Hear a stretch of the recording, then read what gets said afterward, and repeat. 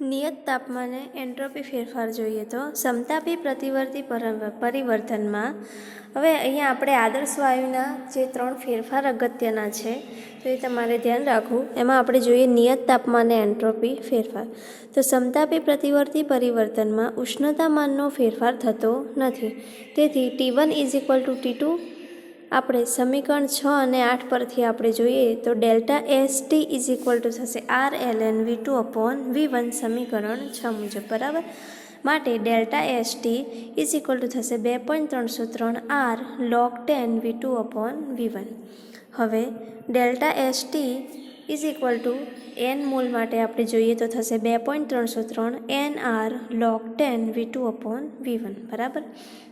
હવે સમીકરણ 8 મુજબ આપણે જોઈએ તો ડેલ્ટા ST બરાબર થશે -R ln P2/P1. બરાબર. હવે સાદા ઘાતાંકમાં ફેરવીએ તો થશે ડેલ્ટા ST થશે -2.303 R log 10 P2/P1. હવે એને આપણે n મોલ માટે ગણીએ તો થશે delta ST -2.303 nR log 10 P2/P1 થશે n મોલ માટે. માટે ડેલ્ટા ST થશે 2.303 nR log 10 P1/P2. બરાબર. હવે અહીંયા જોઈએ તો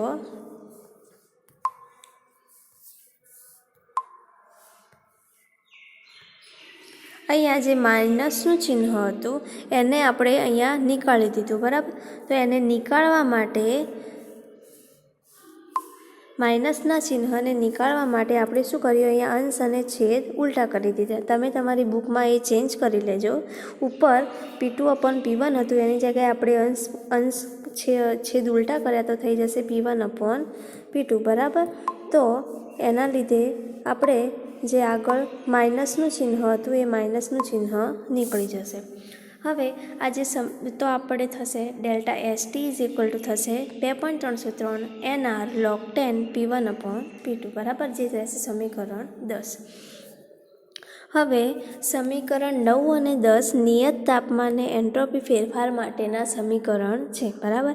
આદર્શ વાયુના સમતાપી પ્રસરણમાં V2 > V1 હોવાથી ડેલ્ટા STનું મૂલ્ય ધન હોય છે. જ્યારે સંકોચન દરમિયાન V2નું કદ વધારે હોય એટલે કે V2નું કદ ઓછું હોય એટલે V2 < V1 હોવાથી ડેલ્ટા STનું મૂલ્ય ઋણ મળે છે. તો તમારે ધ્યાન રાખવું કે આદર્શ વાયુના સમતાપી પ્રસરણમાં જો V2 > V1 હોય તો ડેલ્ટા STનું મૂલ્ય ધન મળશે. જ્યારે સંકોચન દરમિયાન પ્રસરણ એટલે શું થશે, વાયુનું કદમાં વધારો થશે તો V2 હંમેશા કેવું હશે, વધારે. જ્યારે સંકોચન હશે તો શું થશે, વાયુનું કદ ઘટશે એટલે V2 < V1 થશે. બરાબર. તો V2 < V1 હોય તો ડેલ્ટા STનું મૂલ્ય ઋણ મળે છે. બરાબર. હવે આપણે નિયત દબાણે એન્ટ્રોપી ફેરફાર જોઈએ. તો નિયત દબાણે P1 = P2 હોય. બરાબર. તેથી એન્ટ્રોપી ફેરફાર સમીકરણ 8 પરથી નીચે પ્રમાણે આપણે લખી શકીએ. તો ડેલ્ટા SP થશે CP ln T2/T1. બરાબર. હવે આપણે ln ને આપણે સાદા ઘાતાંકમાં ફેરવીશું તો 2.303 વડે આપણે ગુણવું પડશે. તો ડેલ્ટા SP થશે 2.303 CP log 10 T2/T1. માટે ડેલ્ટા SP થશે 2.303 n CP log 10 T2/T1. આ થશે n મોલ માટે. બરાબર. તો આજે સમીકરણ 11 હતું. Delta SP 2.303 n CP log 10 T2/T1 એ n મોલ માટે નિયત દબાણે એન્ટ્રોપી ફેરફાર માટેનું સમીકરણ છે. બરાબર. હવે આપણે નિયત કદે એન્ટ્રોપી ફેરફાર જોઈએ. તો નિયત કદે V1 = V2 હોય. તેથી સમીકરણ 6 આપણે 6 મુજબ એન્ટ્રોપી ફેરફાર ડેલ્ટા S લખીએ તો થશે ડેલ્ટા SV થશે CV ln T2/T1. હવે એને સાદા ઘાતાંકમાં ફેરવીએ તો થશે delta SV 2.303 CV log 10 T2/T1. માટે ડેલ્ટા SV થશે 2.303 n CV log T2/T1 જે થશે n મોલ માટે, બરાબર. તો સમીકરણ જે 12 હતું એ નિયત કદે એન્ટ્રોપી ફેરફાર માટેનું સમીકરણ છે. હવે આપણે entropy change in mixing of ideal gases જોઈએ. તો આદર્શ વાયુઓને મિશ્ર કરતા એન્ટ્રોપીમાં થતો ફેરફાર, બરાબર. તો ધારો કે સમાન તાપમાને બે વાયુઓ 1 અને 2 રાખેલા છે. જ્યારે આ બંને આદર્શ વાયુઓને આપણે એકબીજાના સંપર્કમાં લાવીએ ત્યારે બંનેનું એકબીજામાં શું થાય? પ્રસરણ થાય. અને આ ઘટના સ્વયંભૂ હોય. કોઈ પણ વાયુ હોય એને આપણે એકબીજાના સંપર્ક, કોઈ પણ વાયુઓને જ્યારે ખુલ્લો મૂકવામાં આવે તો શું થશે? એ જગ્યાએ બંધ રહેશે નહીં, એને પ્રસરવાની જગ્યા મળશે એમ એ પ્રસરણ થશે. તો આ સ્વયંભૂ ઘટના છે, બરાબર. આમ આદર્શ વાયુઓનું એકબીજામાં પ્રસરણ થવાથી અણુઓની અવ્યવસ્થા વધે છે, અને અવ્યવસ્થા વધશે એટલે શું કહેવાશે? એન્ટ્રોપી વધે છે, બરાબર. ધારો કે શરૂઆતમાં જે વાયુ 1 હતો એ n મોલ ધરાવતો હતો અને એનું કદ V1 જેટલું હતું, બરાબર. અને વાયુ 2 હતો એ n2 મોલ ધરાવતો હતો અને V2 જેટલું કદ રોકતો હતો, બરાબર. તો હવે જો આ બંને આદર્શ વાયુઓને આપણે મિશ્ર કરીએ તો એનું કુલ કદ થશે V1 + V2. આમ કદમાં ફેરફાર થાય છે, તેથી એન્ટ્રોપીમાં થતો ફેરફાર નીચેના સમીકરણથી આપણે આપી શકીએ. તો થશે ΔS = R ln V2/V1, બરાબર. જ્યાં V2 બરાબર થશે અંતિમ સ્થિતિનું કદ અને V1 થશે શરૂઆતની સ્થિતિનું કદ, બરાબર.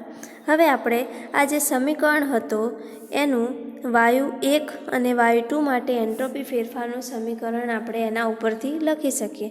તો વાયુ 1 માટે થશે એન્ટ્રોપી ફેરફાર ΔS1 = N1R ln V1 + V2/V1, બરાબર. જ્યારે વાયુ 2 માટે ΔS2 થશે N2R ln V1 + V2/V2, બરાબર. જ્યાં V1 + V2 બરાબર થશે મિશ્ર થયા પછીનું કુલ કદ. બંને વાયુઓને મિશ્ર કરીએ એટલે જે કુલ કદ થાય એને આપણે સરવાળા વડે દર્શાવીશું, બરાબર. હવે બંને આદર્શ વાયુઓને આપણે મિશ્ર કરતા એન્ટ્રોપીમાં થતો કુલ ફેરફાર નોંધીએ તો થશે ΔS મિક્સર ΔS1 + ΔS2. હવે આપણે બંનેના મૂલ્યો લખીએ તો થશે N1R ln V1 + V2/V1 plus થશે N2R ln V1 + V2/V2, બરાબર. હવે અહીંયા જોઈએ તો આ જે V1 + V2/V1 એ શેનું થશે? V1ના મોલ અંશ, બરાબર. જ્યારે આજે V1 + V2/V2 અંશમાં V2 આવ્યું તો આ થશે V2ના મોલ અંશ, બરાબર. એ થશે V2ના મોલ અંશ. તો હવે આપણે જોઈએ તો આપણે V1 V2ની જગ્યાએ આપણે એ જે એના મોલ અંશ લખી દઈએ તો સમીકરણ થશે ΔS mixer = N1R ln 1/x1 + N2R ln 1/x2, બરાબર. તો હવે આપણે 1 જે x1 હતા એ 1/x1 શું હતા? અંશમાં હતો, છેદમાં હતો, x છેદમાં હતો. તો એને આપણે અહીંયા અંશમાં લાવવો છે તો શું કરવું પડશે? આગળ માઇનસનું ચિહ્ન લગાવવું પડશે. તો ΔS મિક્સર થશે -N1R ln x1 - N2R ln x2, બરાબર. જ્યાં x1 અને x2 અનુક્રમે વાયુ 1 અને વાયુ 2ના મોલ અંશ થશે, બરાબર. તો બે કરતાં વધુ વાયુઓને જ્યારે મિશ્ર કરવામાં આવે તો આ જે સમીકરણ હતું એ કેવી રીતે લખશું? તો ΔS મિક્સર થશે -R sigma Ni ln xi. Sigma એટલે થશે સરવાળો. તમે જેટલા વાયુઓને મિશ્ર કર્યા હોય એમનો શું કરવાનો? સરવાળો, બરાબર. હવે આપણે જોઈએ entropy as a criteria of spontaneity and equilibrium, એટલે કે સ્વયંભૂયતા અને સંતુલન પરિસ્થિતિ માટે આપણે એન્ટ્રોપીની ભૂમિકા જોઈએ તો પ્રતિવર્તી ફેરફાર દરમિયાન પ્રણાલીની એન્ટ્રોપી અચળ રહે છે, જ્યારે અપ્રતિ ફેરફાર દરમિયાન પ્રણાલીની એન્ટ્રોપીમાં વધારો થાય છે. પ્રતિવર્તી ફેરફાર એટલે પ્રક્રિયકમાંથી નિપજ બને અને નિપજમાંથી પ્રક્રિયક આપમેળે બની જાય, બરાબર. જો આપમેળે પ્રક્રિયકમાંથી નિપજ અને નિપજમાંથી પ્રક્રિયક બનતો હોય તો એને પ્રતિવર્તી ફેરફાર કહેવાય. જ્યારે અપ્રતિવર્તી ફેરફાર એટલે કે પ્રક્રિયકમાંથી ફક્ત નિપજ જ બની શકે, નિપજમાંથી પાછી પ્રક્રિયક બને નહીં, બરાબર. તો પ્રતિવર્તી ફેરફાર દરમિયાન પ્રણાલીની એન્ટ્રોપી અચળ રહે છે, જ્યારે અપ્રતિવર્તી ફેરફાર દરમિયાન પ્રણાલીના એન્ટ્રોપીમાં શું થાય? વધારો થાય છે, બરાબર. એટલે કે સિગ્મા ds બરાબર 0 પ્રતિવર્તી ફેરફાર માટે અને sigma ds is greater than 0 અપ્રતિવર્તી ફેરફાર માટે. બરાબર. હવે આપણે પ્રણાલી અને પર્યાવરણના સંદર્ભમાં આપણે લખીએ તો શું થશે? ds system plus ds surrounding is equal to 0 એ પ્રતિવર્તી માટે થશે અને ds system plus ds surrounding is greater than 0 થશે અપ્રતિવર્તી ફેરફાર માટે. બરાબર. આ બંને સંબંધોનો આપણે સમન્વય કરીએ એટલે કે એનો સરવાળો કરીએ તો શું થશે? ds system plus ds surrounding is greater than or equal to 0. બરાબર. એ થશે ગ્રેટર દેન, કાં તો 0 હશે કાં તો 0 કરતાં વધારે હશે. 0થી ઓછું હશે નહીં, એટલે કે માઇનસમાં હશે નહીં. બરાબર. જો આપણે એવું ધારીએ કે પર્યાવરણમાં પ્રતિવર્તી ફેરફાર થાય છે, બરાબર, અને પર્યાવરણ પ્રતિવર્તી રીતે ડીક્યુ જેટલી ઉષ્માનું શોષણ કરે છે, તો ds સરાઉન્ડિંગ થશે માઇનસ ડીક્યુ અપોન ટી. બરાબર. જો આપણે એવું ધારીએ કે પર્યાવરણમાં કેવો ફેરફાર થાય? પ્રતિવર્તી ફેરફાર, અને પ્રતિવર્તી ફેરફારમાં એ ડીક્યુ જેટલું ઉષ્માનું શોષણ કરતો હોય તો ds સરાઉન્ડિંગ થશે માઇનસ ડીક્યુ અપોન ટી. હવે થર્મોડાયનેમિક્સના પ્રથમ નિયમ ઉપરથી આપણે જાણીએ છીએ કે ds is equal two minus DQ upon T. હવે ડીક્યુ બરાબર થશે de પ્લસ dw. બરાબર. તો થશે de plus dw upon T, જ્યાં de બરાબર થશે પ્રણાલીની આંતરિક શક્તિમાં થતો વધારો તથા dw બરાબર થશે પ્રણાલી દ્વારા થતું કાર્ય. બરાબર. તો આપણે ds સિસ્ટમ બરાબર જોઈએ તો થશે, અહીંયા બધે બરાબરનું ચિહ્ન આવશે. બરાબર. સુધારો કરી લેજો. તો ડી માટે ds સિસ્ટમ બરાબર થશે de plus dw upon T is less than or equal to 0, અથવા તો tds system is equal to થશે de minus dw is less than or equal to 0, અથવા તો tds system is equal to થશે de minus p into dv less than or is equal to 0, કારણ કે dw બરાબર થશે p dv. બરાબર. હવે આપણે બે પ્રકારના આપણે કેસ લઈએ કે જ્યાં E અને V અચળ હોય. બરાબર. તો જ્યારે E અને V અચળ હોય ત્યારે de બરાબર 0 થાય અને dv બરાબર પણ 0 થશે. બરાબર. એ તમારા બુકમાં સુધારી લેજો. તો સમીકરણ 1 મુજબ થશે ds EV is less than or is equal to 0, અથવા તો ds EV is greater than 0, sorry ऊपर ds EV a greater than और इक्वल टू थશે, और ds EV is greater than 0 अप्रतिवर्ती फेरफार माटे, અને ds EV is equal to 0 થશે પ્રતિવર્તી ફેરફાર માટે. બરાબર. સંતુલન શરત. હવે જ્યારે કેસ 2 લઈએ, જ્યારે s અને v અચળ હોય. બરાબર. તો s અને v અચળ હોય ત્યારે ds ઇઝ ઇક્વલ ટુ 0 અને dv ઇઝ ઇક્વલ ટુ 0. બરાબર. સમીકરણ મુજબ આપણે જોઈએ તો થશે minus de is equal two greater than or equal to 0. બરાબર. અથવા તો minus d is greater than 0, અથવા તો de minus d is equal to 0 થશે અપ્રતિવર્તી ફેરફાર માટે. બરાબર. હવે ગિબ્સ હેલ્મહોલ્ટ્ઝ સમીકરણ. બરાબર. અથવા તો નિયત દબાણે મુક્ત શક્તિ વિધેય G પ્રમાણે નીચે પ્રમાણે આપણે દર્શાવી શકીએ. બરાબર. તો G બરાબર થશે મુક્ત શક્તિ. તો G બરાબર Gનું સમીકરણ જોઈએ તો G is equal two H into TS, H minus TS. બરાબર.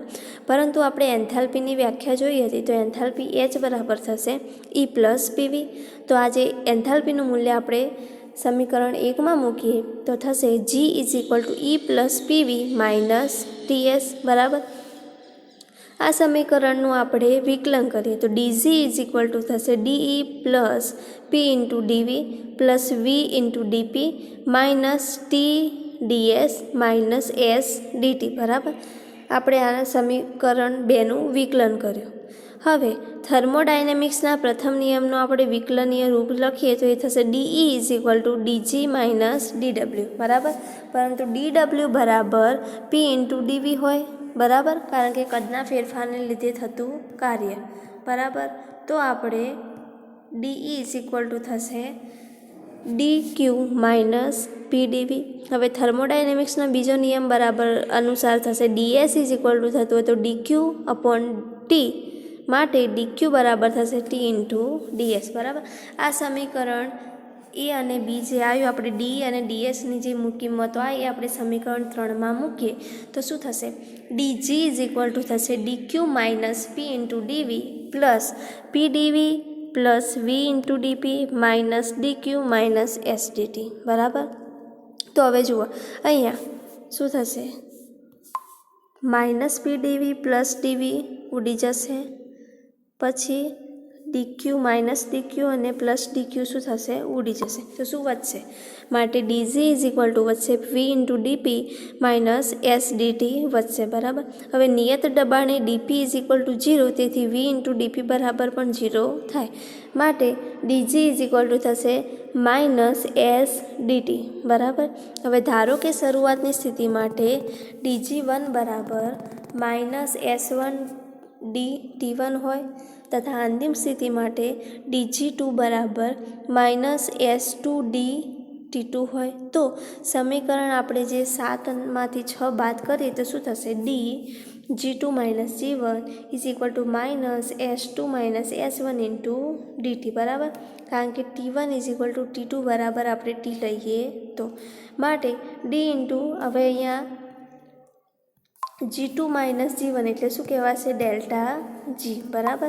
તો D into delta G is equal to થશે હવે એ જ રીતે S2 માઇનસ S1 બરાબર ડેલ્ટા S. તો D ડેલ્ટા G બરાબર થશે minus delta S into DT.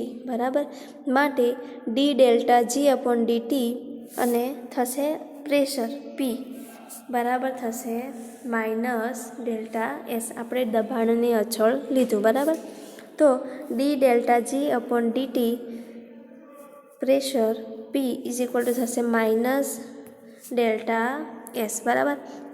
હવે આપણે જાણીએ છીએ કે ડેલ્ટા G બરાબર delta H minus T delta S થાય. બરાબર. તો સમીકરણ 8માંથી ડેલ્ટા Sની કિંમત આપણે મૂકીએ તો ડેલ્ટા G બરાબર થશે delta H plus T into D delta G upon DT અચળ પ્રેશર. બરાબર. માટે હવે ડેલ્ટા Hને આપણે ડેલ્ટા Gની દ્વારા બંને આ બાજુ લઈ જઈએ તો delta G minus delta H is equal two T D delta G upon DT અને પ્રેશર અચળ. બરાબર. હવે પ્રમાણિત પરિસ્થિતિ માટે જોઈએ તો delta G0 minus delta H0 is equal to થશે T કૌંસમાં D delta G0 upon DT into pressure અચળ. બરાબર. આ જ પ્રમાણે આપણે નિયત કદે મહત્તમ કાર્ય વિધેય A is equal two E minus TS પરથી સમીકરણ 9 અને 10 જેવા સમીકરણો ઉપજાવી શકીએ છીએ અને આ જે સમીકરણ હતું એને ગિબ્સ હેલ્મહોલ્ટ્ઝ સમીકરણો તરીકે ઓળખવામાં આવે છે. બરાબર.